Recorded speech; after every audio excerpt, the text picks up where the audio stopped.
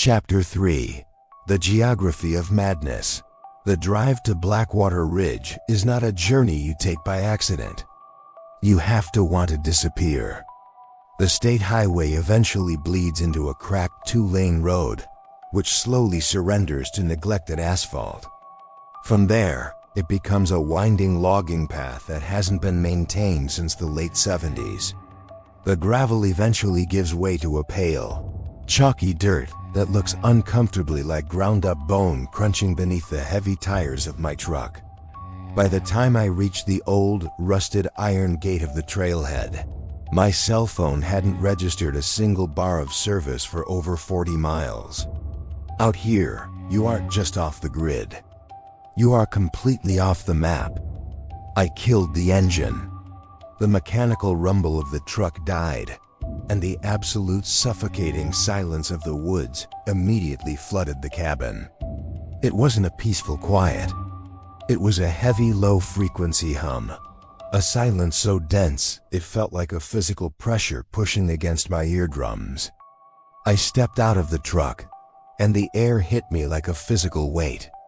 It was late July, but the temperature had plummeted the moment I crossed the elevation line. It was freezing. The air carried the thick, rotting scent of damp pine needles, mixed with something sharp and metallic. It smelled like old copper. It smelled like blood. I stood by the driver's side door and looked at the tree line.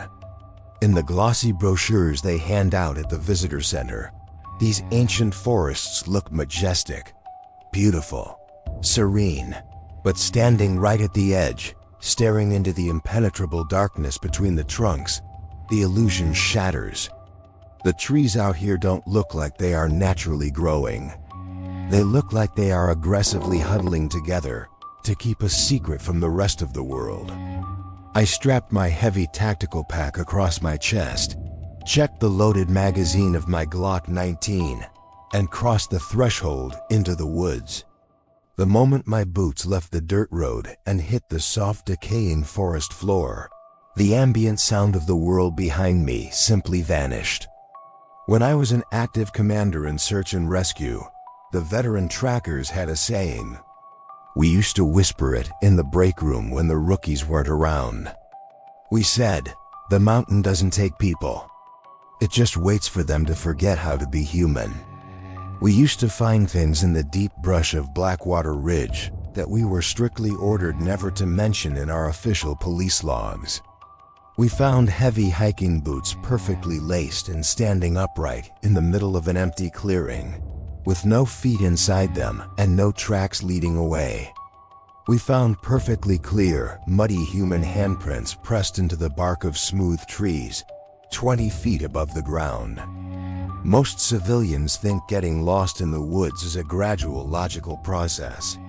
They think you lose your way, you wander off the path, you panic, and eventually you succumb to exhaustion. But the veterans know the truth. There's a point of no return. It is a literal, invisible line in the dirt. Once you cross that threshold, the geography of the mountain begins to actively lie to you. The concept of north becomes nothing more than a polite suggestion. The physical space around you begins to stretch and warp. You might walk in a straight line for an agonizing hour, your legs burning with effort, only to realize you have moved a mere 50 yards. Or you might take 10 casual steps through a fog bank and suddenly find yourself 5 miles away from your last known location, standing in a valley that isn't on any topographical map. I felt that sickening, disorienting shift the moment I passed the 3-mile marker. The air grew completely stagnant. The worn dirt trail beneath my boots didn't disappear, but it stopped feeling like a hiking path. It felt like an invitation. It felt like a trap waiting to be sprung. I hiked for hours through the suffocating green twilight, following the coordinates listed on Marcus Evans's police file. I finally found the professor's abandoned camp, just as the sun began to dip behind the jagged peaks, turning the evening sky the sickly mottled color of a fresh bruise. The tent was an expensive high-altitude model. It was bright neon orange, a color designed to be seen from a rescue helicopter. Against the dark, crushing green of the ancient hemlocks, it looked violently out of place. From a distance of 50 yards, it looked like a perfectly normal campsite. But as I slowly approached, the hair on the back of my neck stood up, and a cold sweat broke out across my forehead. There were no tracks. The ground around the tent was covered in a thick layer of dry brown pine needles.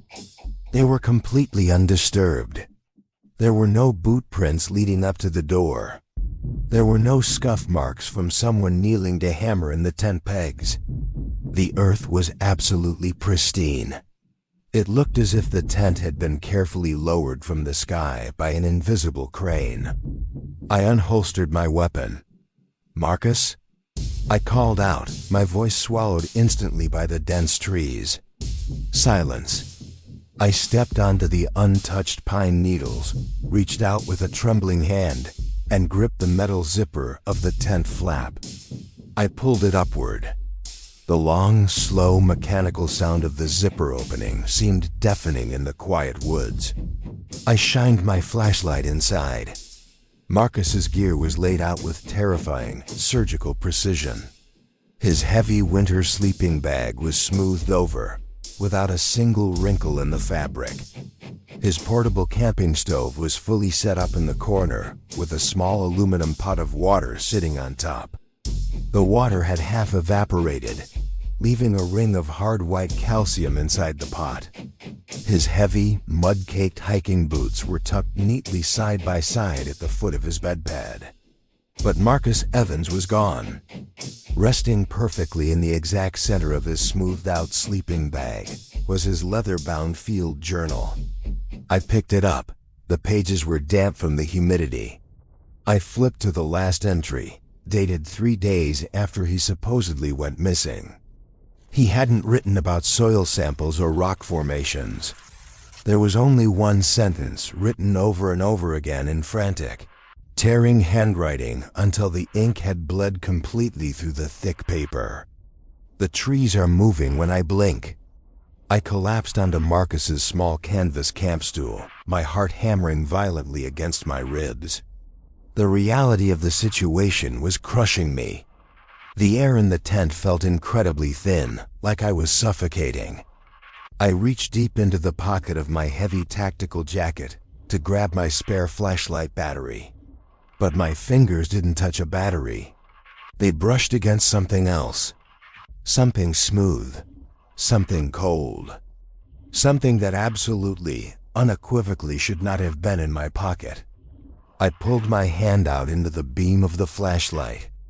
I felt the blood physically drain from my face. My breath hitched in my throat, choking me. Resting in the center of my trembling palm was a small plastic yellow whistle. A cheap child's toy. I recognized this whistle. I bought it for my brother Toby at a county fair, 2 days before the mountain swallowed him in 1994. I knew it was his because I remembered the exact, jagged scratch on the side of the plastic where he had dropped it on the hot pavement. I had not seen this object in 20 years. I had washed this jacket 100 times.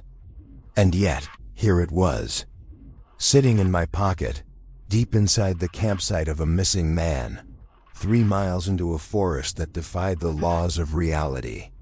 It was perfectly clean. There was no dirt packed into the mouthpiece. There was no rot. It looked like it had been manufactured yesterday.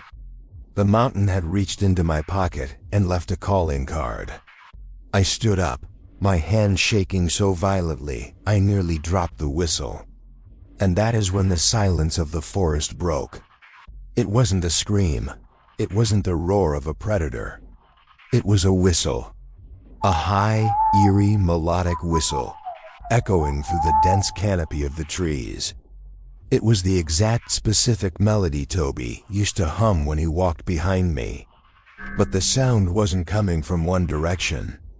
It sounded like it was coming from everywhere at once, vibrating inside my own skull.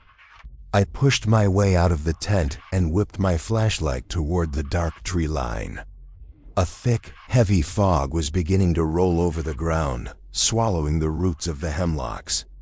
And there, just at the absolute edge of the light beam, I saw a flash of bright color. Red, a small bright red backpack.